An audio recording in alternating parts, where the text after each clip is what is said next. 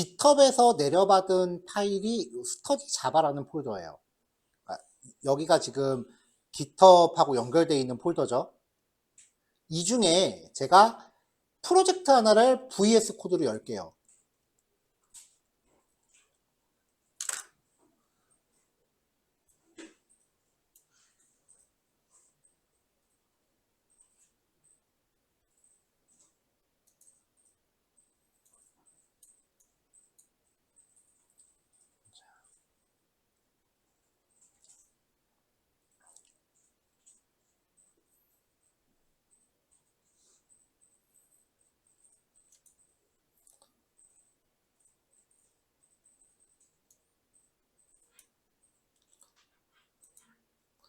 자, 이렇게 프로젝트를 열면은 저는 지금 세팅을 해놔서 팝업이 안 나오는데 보통은 VS 코드 밑에서 팝업을 뭔가 열어요. 팝업으로 뭔가 물어봐요. 잠시만요. 자, 프로젝트 하나 열게요.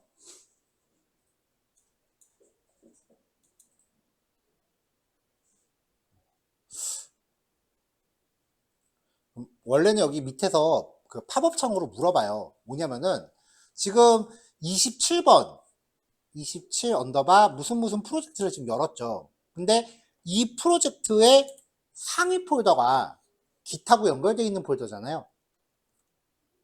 그러면은 부모 폴더가 GitHub하고 연결되어 있는 폴더다. GitHub하고 연결을 하겠냐라고 비주얼 스튜디오가 물어봐요. 보통은. 근데 제가 맨날 그거 팝업 뜨는 게 귀찮아서 꺼버렸더니 지금 저는 안 뜨고 있어요. 네.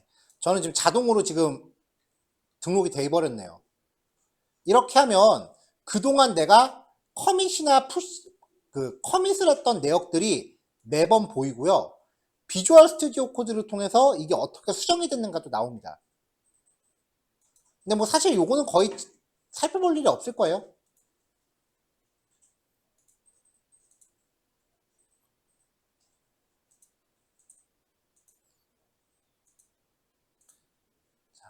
자, 그러면서 이제 뭔가 파일을 막 수정을 했단 말이에요.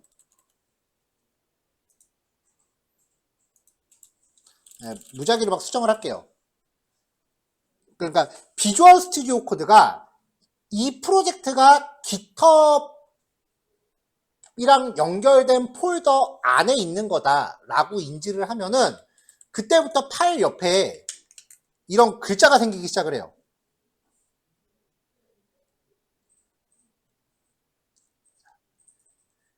요 글자는 Git에 등록돼 있는 거와 차이가 생겼음을 의미해요.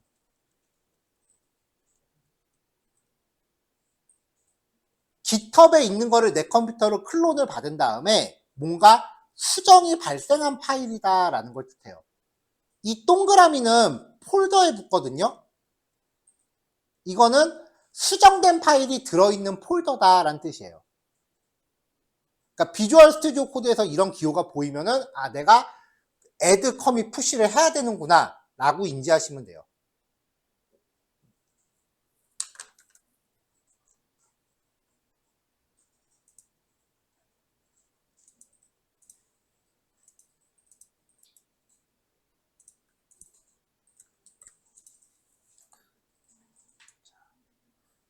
바탕화면 폴더 안에 my workspace라는 폴더를 만들고 이 안에 제가 Git에서 하나 클론을 받았죠.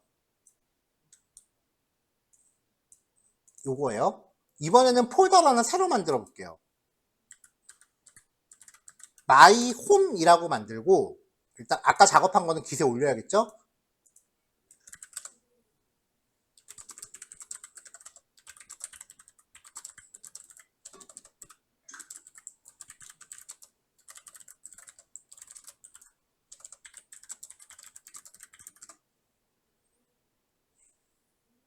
자, 여기 올린 과정에서 메시지를 보면은 두 개 파일이 변경됐다.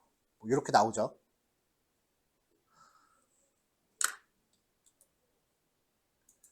자, 지금 이 왼쪽에 있는 이 폴더가 My Workspace라는 형태의 폴더고요. 그 다음에 제가 마이 홈이라는 폴더를 하나 또 만들었어요. 여기 지금 비어있죠.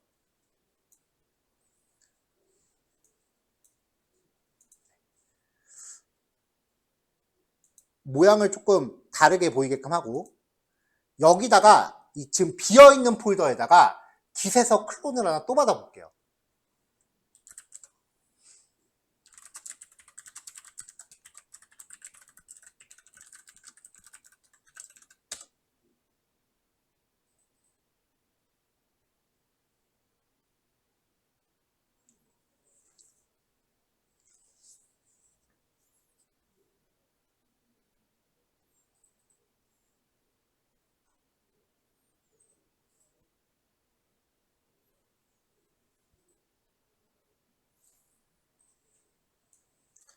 자, 받았습니다. 그럼 요 안에 스터디 자바라는 폴더가 또 생긴 거고, 이 안에 들어가면은 내용물들이 들어있죠. 좀 다르게 보여야 되니까 보이는 아이콘 모양을 좀 차이가 나게 해놨어요.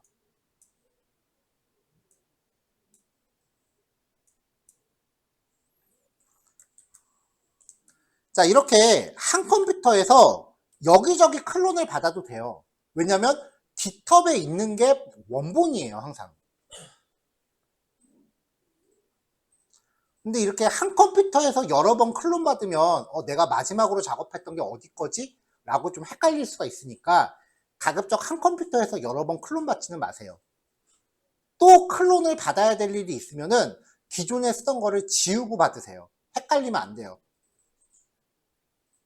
파일 관리 안 하고 그냥 여기저기 계속 받았다가 나중에 헷갈려갖고 파일 꼬여버리면은 그건 본인 책임이에요. 여기저기 클론 받지 마세요, 한 컴퓨터에서는. 자, 지금 여기서 이렇게 받아놓은 거는 가정을 한 거예요. 왼쪽이 학원 컴퓨터고요. 오른쪽이 집이라고 가정을 한 거예요.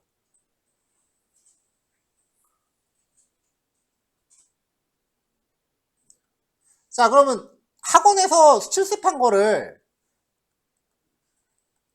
깃허브에다가 업로드를 하고 집에 가서 클론을 받으면, 학원에서 푸시를 하고 학원에서 클론 받으면 학원에서 실습한 거 집에 그대로 복제가 되는 거잖아요.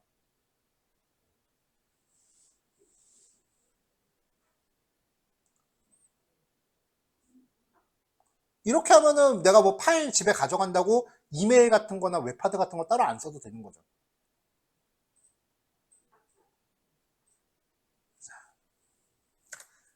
자, 집에 왔어요. 집에서 내가 실습 예제 중에 뭔가 미처 마무리 못한 게 있어요.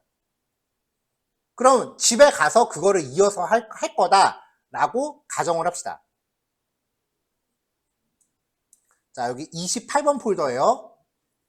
28번 폴더에 뭐 요런 파일들이 있는데 얘네들은 필요 없으니까 삭제하고, 어차피 또 실습하면 또 생기니까. 그 다음에 src 폴더에서 파일을 열어서 집에서 실습하는 거예요. 이것은 집에서 실습한 내용. 뭐 이렇게 추가를 했다고 치죠.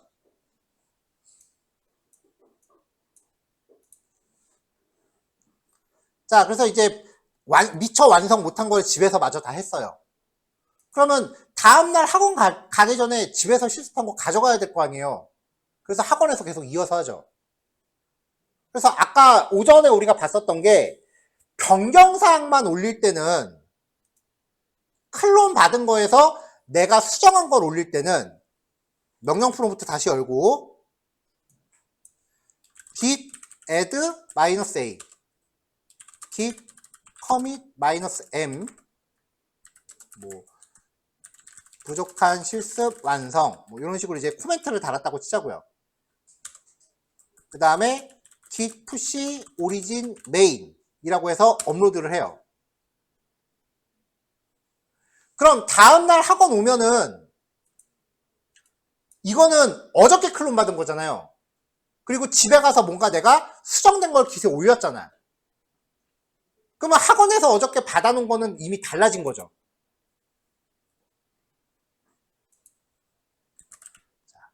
기존에 클론 받아놓은 거에서 변경사항만 다운로드 받는 거예요. 깃, 풀, 오리진, 메인. 올리는 게 푸시면 내리는 건 풀이에요. 푸시, 풀. 밀고 당기고. 이 명령어를 치면 내가 클론을 받은 이후에 변경된 부분만 다운받아요. 다 다운받는 게 아니고.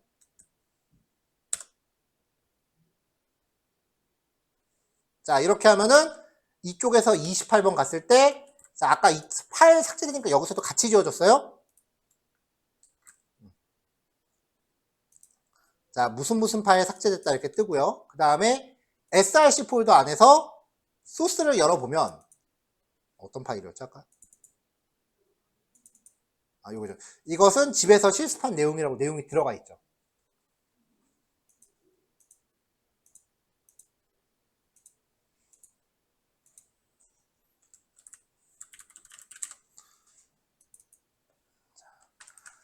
자, 정리하면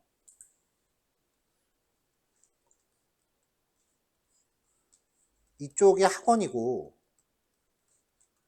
이쪽이 집이고 가운데가 깃허브란 말이에요.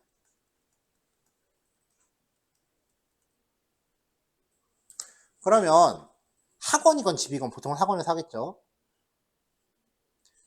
여기에 저장소라는 걸 하나 만들어요. 그리고 학원에서 작업 폴더를 이 저장소와 연결을 시켜요.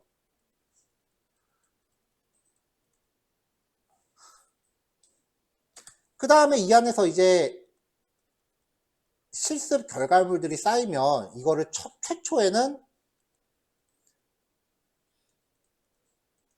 푸시를 하는 거죠.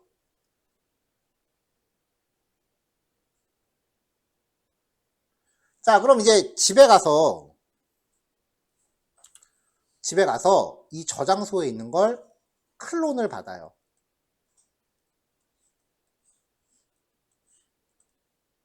그리고 내가 뭔가 추가적으로 학습을 해요.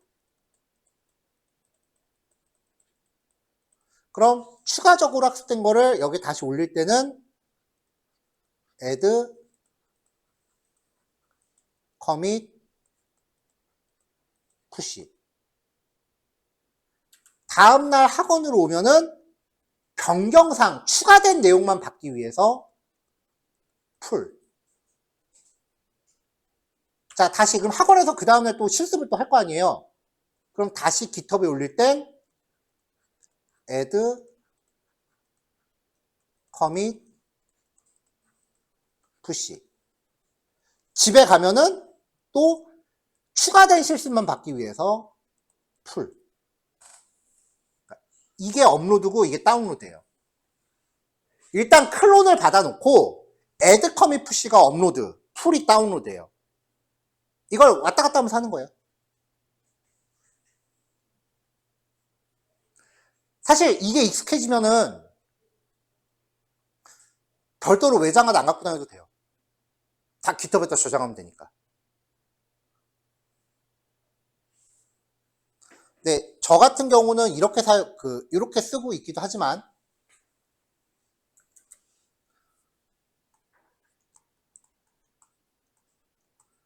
깃허브에 저장소가 있을 거 아니에요.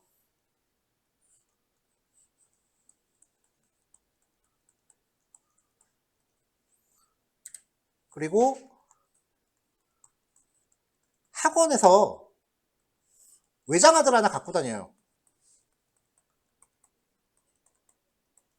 이 외장하드 안에다가 작업을 해요.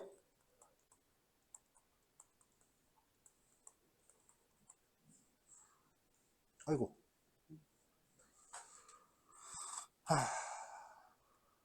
다시. 깃허브. 저장소. 학원.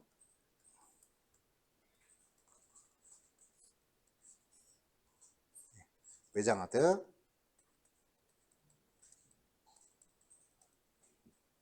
이 외장하드 안에 이제 작업 폴더 만들고,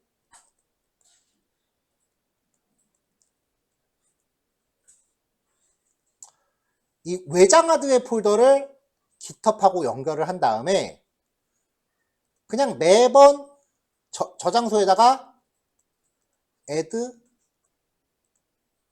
commit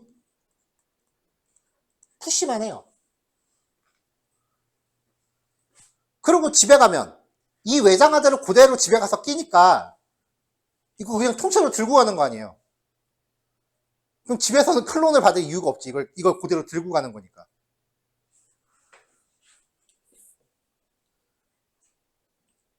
그러니까 이 외장하드를 통째로 집으로 가져가는 거죠.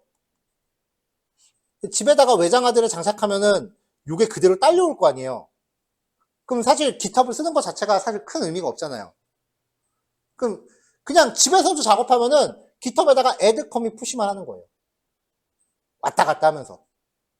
이렇게 쓰는 이유가 뭐냐면은 두 가지 이유가 있는데요. 첫 번째는 그날 내가 작업한 거를 기록하는 게 첫 번째예요. 날짜별로 내가 어느 부분, 왜냐면 저는 날짜별로 진도를 관리해야 되니까. 어디까지 했지? 제가 그거 웬만해서 안 물어보잖아요. GitHub 보면 나오거든. 두 번째는 여러분도 혹시 외장하드 파일 날라간 적 경험해 본 적 있어요? 저는 은근히 많거든요. 외장하드가 보통 우리가 외장하드 산다 그러면은 외장하드 사면 그냥 용량 큰 파일 보관만 하잖아요, 보통은. 외장하드에서 파일을 만들었다 지웠다를 그렇게 빈번하게 하질 않는다고요, 보통은. 근데 실습용으로 외장하드를 껴놓잖아요? 그럼 우리가 F5키 누를 때마다 컴파일이 매번 되니까 파일이 지워졌다 만들었다, 파일 생성과 삭제가 계속 빈번하게 발생을 해요. 그래서 하드디스크가 수명이 좀 짧아지고 하드디스크 파일이 잘 깨져요.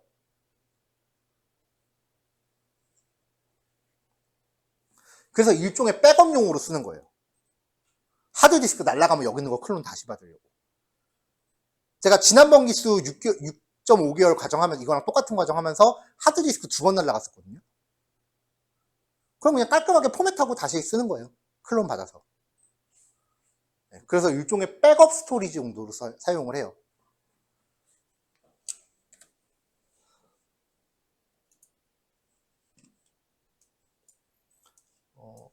하드디스크에서 마우스 우클릭하면 포맷 메뉴 함부로 누르지 마시고요. 다 지워지니까. 이 포맷을 누르면은 하드디스크를 새 거로 만들어줍니다. 포렌식 하면 나오기는 해요.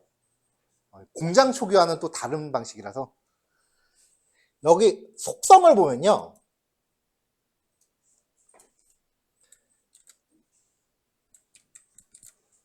파일 시스템이라는 게 있어요.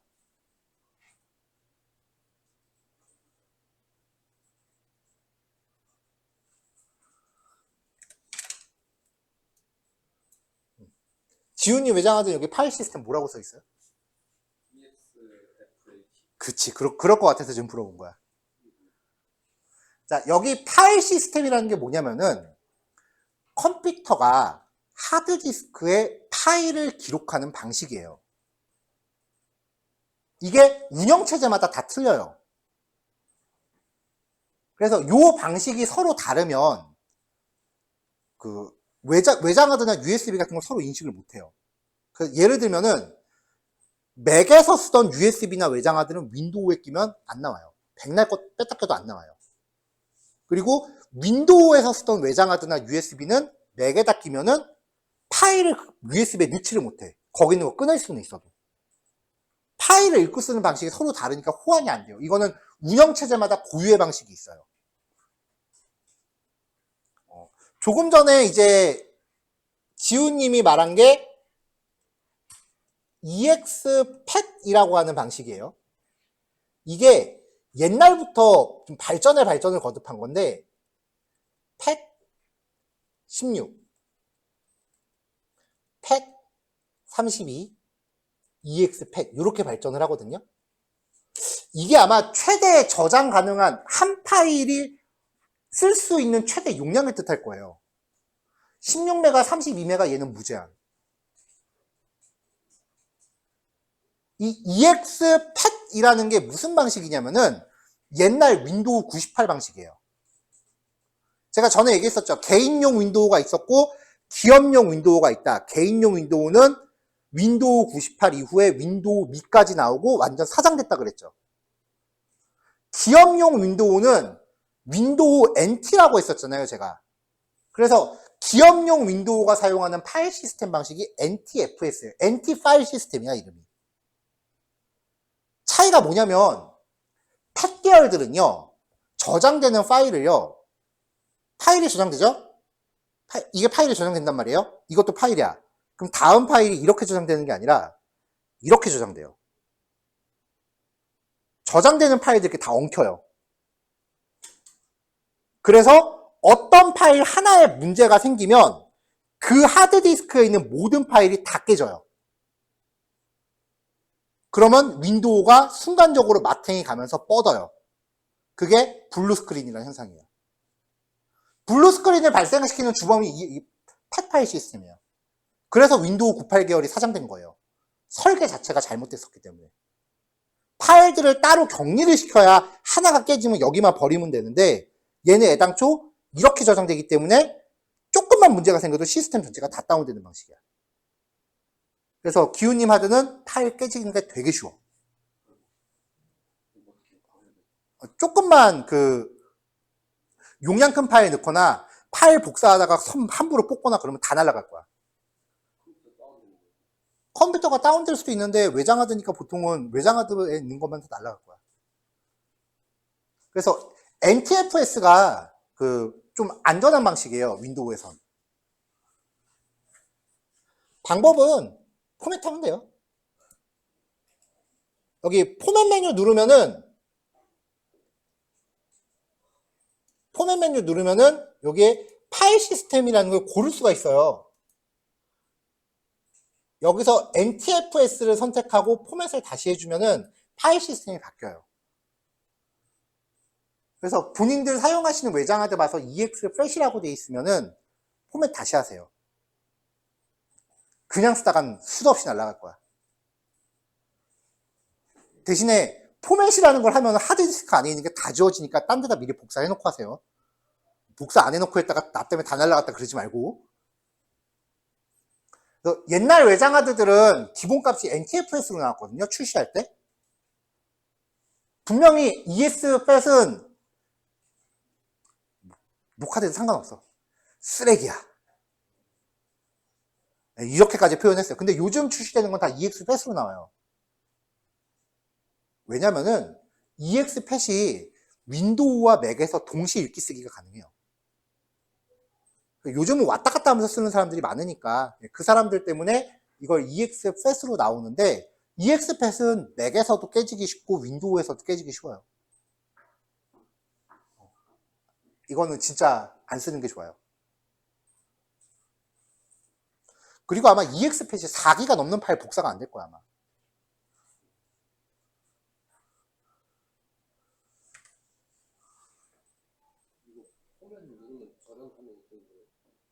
네, 여기 마우스 클릭해갖고 포맷 선택하면 이런 팝업이 떠요. 여기서 요거를 NTFS로 고치면 되는데 이거 시작 누르는 순간 하드디스크에 있는 거 다 지워진다고. 그러니까 미리 거기 있는 거 딴 데다 복사해놓고 하라고요. 이건 안 건드려도 돼.